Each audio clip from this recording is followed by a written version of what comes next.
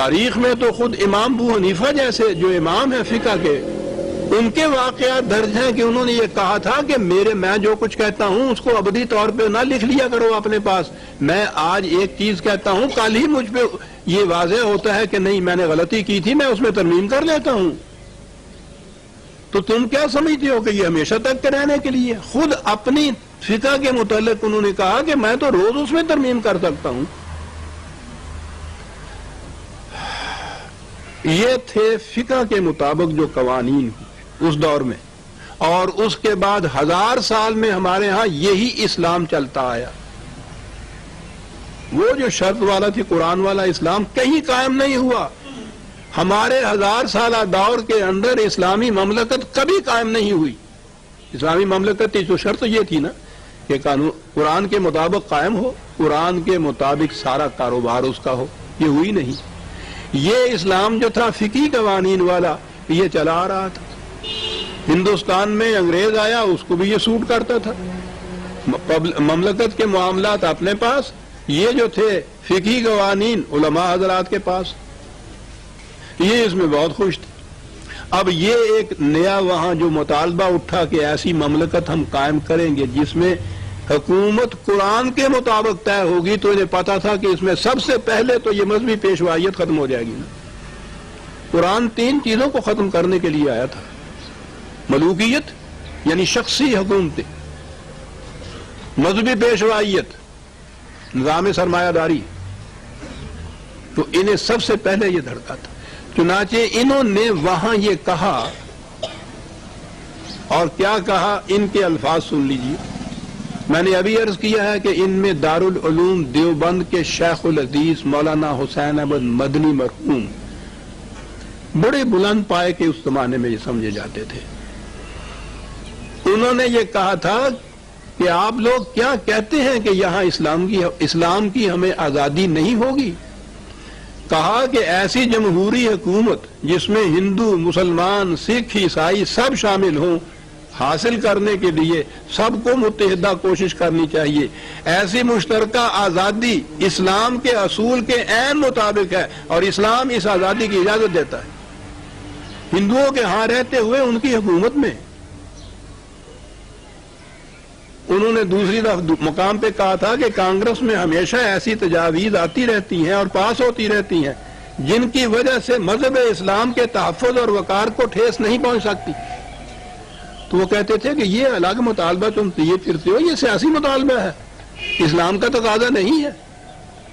ہندو ہمیں ضمانت دیتا ہے کہ ہماری جمہوریت میں تمہیں اسلام کی آزادی ہوگی، اور اسلام سے ان کا مطلب تھا یہی نماز، روزہ اور طلاق، نکاح طلاق کے معاملات جو ہیں یہ تھی۔ وہ یہ لوگ کہتے تھے کہ اس کے بعد الگ مملکت کا مطالبہ محض، وہ کہا کرتے تھے کہ جنہ کا وکیلانہ حربہ ہے یہ اسلام کا تقاضا نہیں ہے۔ علامہ اقبال نے اس کے برعکس پاکستان کا جب تصور دیا ہے 1930 میں، تو اس خطبہ الہ آباد میں انہوں نے کہا تھا کہ اس کی ضرورت اس لیے پیش آئی کہ یہ مملکت اگر قائم ہوئی اور اس میں قرآن کا نظام چلا تو اس مملکت میں اس سے اسلام کو اس امر کا موقع ملے گا کہ وہ ان اثرات سے آزاد ہو کر جو عربی ملوکیت کی وجہ سے اس پر اب تک قائم ہیں، اس جمود کو توڑ ڈالے جو اس کی تہذیب و تمدن، شریعت اور تعلیم پر صدیوں سے طاری ہے۔ اس سے نہ صرف ان کی صحیح معنوں میں تجدید ہو سکے گی بلکہ وہ زمانہ حال کی روح سے بھی قریب تر ہو جائیں گے۔ یعنی یہ پاکستان کا تصور یا اس مملکت کی ضرورت اس لیے تھی کہ وہ اسلام جو ملوکیت کے زمانے میں بنا تھا اس کو ختم کر کے قرآن کے مطابق حکومت قائم کی جائے۔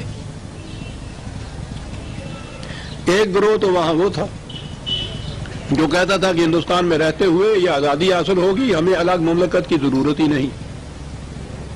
اسلام کے سب سے بلند ترین ستون تھے یہ جو کہہ رہے تھے۔ ایک گروہ یہ کہتا تھا کہ اچھی بات ہے، اگر الگ مملکت بھی بنانی ہے تو وہاں کا اقتدار ہمارے ہاتھ میں ہونا چاہیے، کیونکہ ہم جانتے ہیں اسلام کیا ہوتا ہے، تم کیسے جان سکتے اسلام کیا ہوتا ہے؟ یہ جو ان کے ہاتھ میں اقتدار دیا جائے اس کو تھیاکریسی کہتے ہیں انگریزی میں.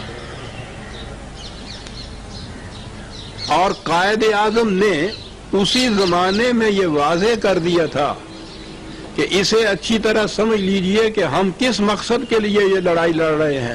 ہمارا نصب العین کیا ہے؟ یاد رکھیے ہمارا نصب العین تھیاکریسی نہیں، ہم تھیاکریٹک اسٹیٹ نہیں بنانا چاہتے. یہ لوگ بڑے حق گو اور بے باک تھے، لگی لپٹی نہیں رکھتے تھے، منافقت نہیں تھی، مصالحت یا مفاہمت کی خاطر گول مول بات نہیں کرتے تھے. یہ کھلے بندوں یہ بات ہوتی تھی وہاں کہ ہم نہیں یہ چاہتے. انہوں نے قیام پاکستان کے بعد فروری 1948 میں گورنر جنرل کی حیثیت سے اہل امریکہ کے نام ایک براڈ کاسٹ کا میسج بھیجا تھا. اس میں کہا تھا کہ پاکستان میں کسی قسم کی تھیوکریسی کار فرما نہیں ہوگی جس میں حکومت مذہبی پیشواؤں کے ہاتھ میں دے دی جاتی ہے کہ وہ بذام خیش خدائی مشن کو پورا کریں. اب آپ نے سمجھ لیا کہ ان دونوں کے اسلام کے تصور میں فرق کیا تھا، بنیادی فرق تھا. اور اس فرق کو سمجھنے کے بعد آپ یہ سمجھ سکتے ہیں کہ پھر بنائے مخالفت کیا تھی. وہ بھی اسلام کے دعوے دار تھے، یہ بھی اسلام کے دعوے دار تھے. بات وہ تھی جو میں نے پہلے عرض کیا کہ یہ طے نہیں ہو سکا کہ اسلام کو اسلامی ہونے کے لیے معیار کیا ہے، شرط کیا ہے، اتھارٹی کیا ہے. ان کے نزدیک قرآن تھا اتھارٹی، ان کے نزدیک فقہی قوانین تھے اتھارٹی.